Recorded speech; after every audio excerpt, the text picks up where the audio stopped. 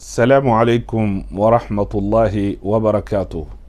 Que la paix d'Allah soit sur vous, chez vous, où que vous vous trouvez.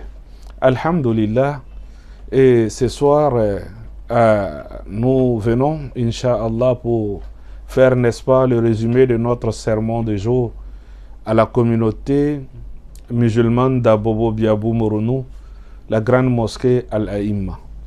Et ce vendredi 1er août, l'an 2025, notre sermon de jour a porté sur l'islam et les musulmans de Côte d'Ivoire et, n'est-ce pas, d'hier à aujourd'hui, héritage, éveil et responsabilité.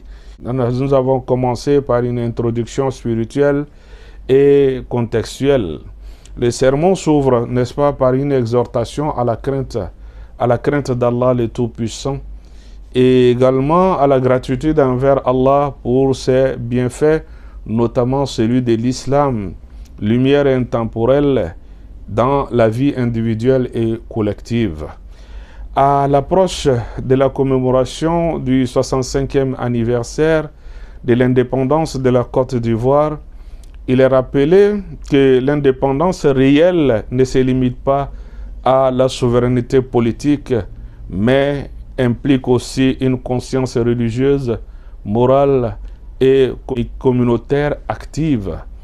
Et le choix de ces thèmes, le thème du jour, chers frères et sœurs, a été choisi pour honorer la mémoire des pionniers de l'islam en Côte d'Ivoire, éclairer les consciences sur la profondeur historique de l'engagement musulman et inviter à une prise de responsabilité collective face aux défis actuels. La motivation donc du thème, dans un contexte de crise identitaire, de délitement des valeurs et d'une jeunesse en quête de repères, il devient impératif de réconcilier les musulmans avec leur histoire, leur foi et leur mission sociale. Le sermon, n'est-ce pas, se veut un pont entre le passé glorieux et le présent exigeant et l'avenir, n'est-ce pas, à bâtir.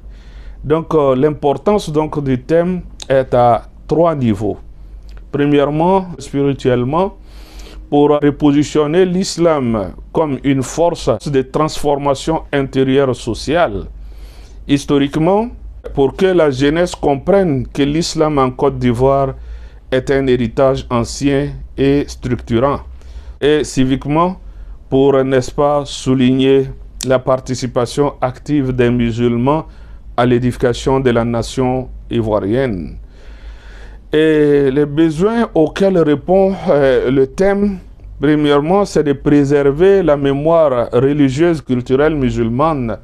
Deuxièmement, responsabiliser la jeunesse face aux enjeux d'aujourd'hui. Troisième point, structurer l'action musulmane à travers des projets durables.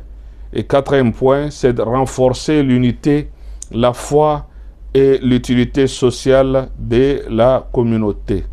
Dans le développement, chers frères et sœurs, nous avons axé le sermon sur 4 grands axes. Premièrement, c'est l'islam en Côte d'Ivoire, un enracinement, n'est-ce pas, ancien. C'est depuis, il faut le dire, 11e siècle, l'islam a été transmis pacifiquement par des savants, commerçants et marabouts. Et ces hommes pieux, n'est-ce pas, ont sémé une foi sincère, ancrée dans l'éducation, la prière et la justice.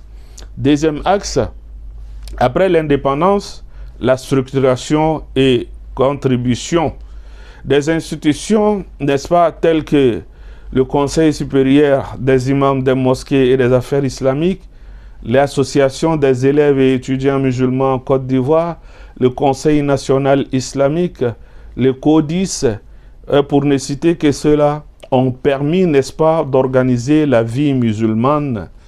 Des leaders musulmans ont contribué également au développement du pays tout en gardant leur foi comme boussole. Troisième axe, par le modèle prophétique de Médine. Le prophète, sallallahu alayhi wa sallam, à son arrivée à Médine, à structurer une société autour de la mosquée, de la fraternité et de la justice. Ce modèle reste pertinent pour notre communauté, appelée à bâtir une société inclusive, pieuse et responsable.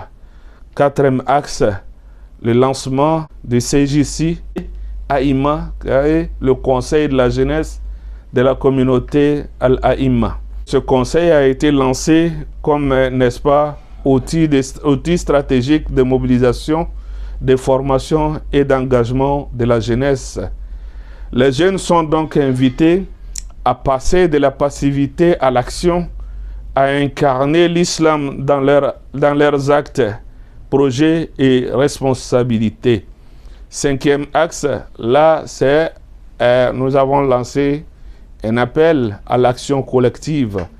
Aux jeunes, soyez porteurs du flambeau.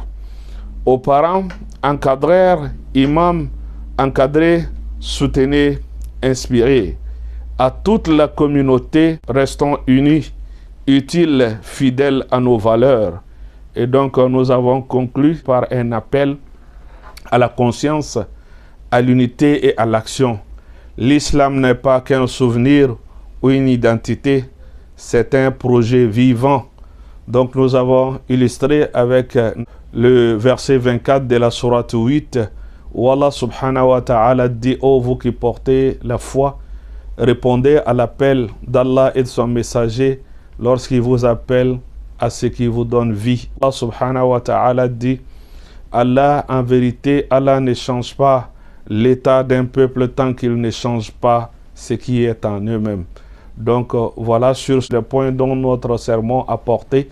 Le sermon se trouve sur notre page, la page de la communauté musulmane d'Abobo Biabou Moronou, et également sur la page personnelle YouTube de l'imam et quelques séquences sur notre page TikTok.